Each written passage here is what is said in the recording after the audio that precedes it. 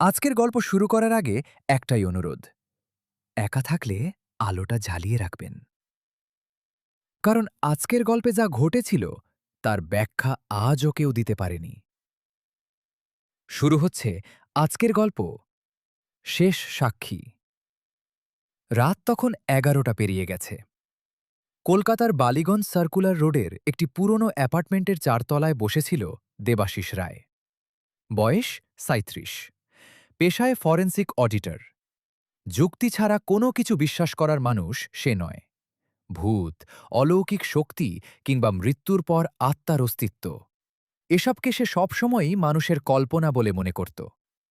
কিন্তু সেই রাতের পর তার সমস্ত বিশ্বাস বদলে যায়। রাত ১১টা ২২ মিনিট। হঠাৎ তার মোবাইল ফোন বেজে উঠল। স্ক্রিনে ভেসে উঠল একটি নাম, প্রণব সরকার। দেবাশিসের বুকের ভেতর কেমন যেন ঠান্ডা হয়ে গেল। কারণ প্রণবকে মাত্র ৩ দিন আগে উত্তরপাড়ার শ্মশানে দাহ করা হয়েছে। কিছুক্ষণ স্থির হয়ে স্ক্রিনের দিকে তাকিয়ে থাকার পর সে কল রিসিভ করল। হ্যালো। ওপাশে প্রথমে কোনো উত্তর এলো না, শুধু একটা ভারী শ্বাসের শব্দ। তারপর খুব ধীরে, খুব দূর থেকে ভেসে আসা একটা কণ্ঠস্বর।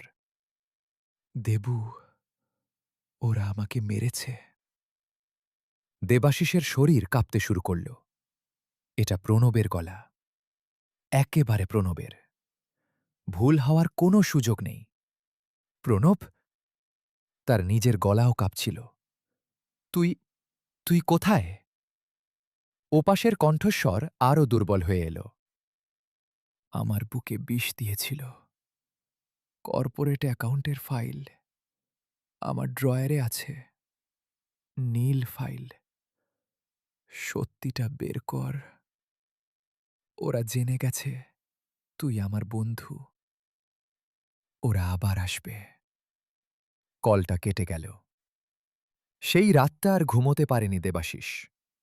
বারবার নিজের মনকে বোঝাতে চেষ্টা করেছে হয়তো শোকের কারণে সে ভুল শুনেছে। কিন্তু একটা শব্দ বারবার মাথায় ঘুরছিল, নীল ফাইল। পরের দিন সকালে সে চলে গেল প্রণবের ফ্ল্যাটে। প্রণবের স্ত্রী রিমা দরজা খুলল, মুখে গভীর ক্লান্তি আর শোকের ছাপ। কথা বলতে বলতে দেবাশিস হঠাৎ জিজ্ঞেস করল, প্রণবের ড্রয়ারে কি কোনো নীল ফাইল আছে? রিমা কয়েক সেকেন্ড চুপ করে রইল। তারপর বলল, আপনি জানলেন কি করে? দেবাশিস কোনো উত্তর দিল না। স্টাডি রুমে ঢুকে টেবিলের নিচের ড্রয়ার খুলতেই একটি নীল ফাইল দেখতে পেল। ফাইলের ভেতরে ছিল কর্পোরেট হিসাবের নথি, কিছু হাতে লেখা নোট এবং একটি ভাঁজ করা কাগজ। কাগজে প্রণবের হাতের লেখা, দেবু, যদি কখনো এটা পড়িস তাহলে শশলাল এক্সপোর্টসের ২০২২ সালের অডিট রিপোর্টটা দেখো। ৪ কোটির কাছাকাছি টাকা গায়েব। আমি ব্যাপারটা ধরে ফেলেছি। ওরা জেনে গেছে। চিঠির তারিখ ছিল প্রণবের মৃত্যুর ৩ দিন আগে। দেবাশিস বাড়ি ফিরে সারা দিন ধরে নথিগুলো পরীক্ষা করতে লাগল। রাতের দিকে সে খুঁজে পেল সেই অসঙ্গতি। ৩,৮৭,০০,০০০ টাকার একটি লেনদেন কাগজে আছে, কিন্তু বাস্তবে নেই। একটি ভুয়ো ভেন্ডার কোম্পানির মাধ্যমে টাকা সরানো হয়েছে। প্রণব সত্যিই কিছু বড় ব্যাপার ধরে ফেলেছিল। রাত তখন প্রায় ১২টা। হঠাৎ দরজায় কড়া নাড়ার শব্দ হল। দেবাশিস দরজা খুলল। বাইরে কেউ নেই, কিন্তু মেঝেতে পড়ে আছে একটি মোবাইল ফোন। প্রণবের ফোন, যে ফোন তার সঙ্গে শ্মশানে পুড়ে যাওয়ার কথা। দেবাশিসের হাত কাঁপতে লাগল। ফোনের স্ক্রিন জ্বলে উঠল। একটি মাত্র মেসেজ, ওরা আসছে আজ রাতে। দেবাশিস আর দেরি করল না, সঙ্গে সঙ্গে পুলিশে ফোন করল। ইন্সপেক্টর সুব্রত ঘোষ প্রথমে বিষয়টা বিশ্বাস করতে চাননি, কিন্তু ফাইলের তথ্য পাওয়ার পর তিনি একটি টিম পাঠালেন। পুলিশ পৌঁছাতে অন্তত ১৫ মিনিট লাগবে, আর সেই ১৫ মিনিটেই ঘটনাটা ঘটল। দেবাশিস বুঝতেই পারেনি তার ফ্ল্যাটে ইতিমধ্যেই দুজন লোক ঢুকে পড়েছে। তারা নিঃশব্দে তার ঘরের দিকে এগিয়ে আসছিল। ঠিক তখনই আবার ফোনটা বেজে উঠল। স্ক্রিনে একই নাম, প্রণব সরকার। দেবাশিস কাপা হাতে কল রিসিভ করল। ওপাশ থেকে একটাই কথা শোনা গেল, পেছনে তাকা। দেবাশিস ঘুরে দাঁড়াল, দেখল দুই অচেনা লোক তার দিকে এগিয়ে আসছে। তার মুখ থেকে আতঙ্কে চিৎকার বেরিয়ে এলো। ঠিক সেই মুহূর্তে নিচ থেকে পুলিশের ভারী বুটের শব্দ শোনা গেল। দরজা ভেঙে ভেতরে ঢুকে পড়ল পুলিশ। দুজন লোককে ঘটনাস্থল থেকেই গ্রেফতার করা হল। তদন্ত যত এগোল ততই সত্যিটা স্পষ্ট হতে লাগল।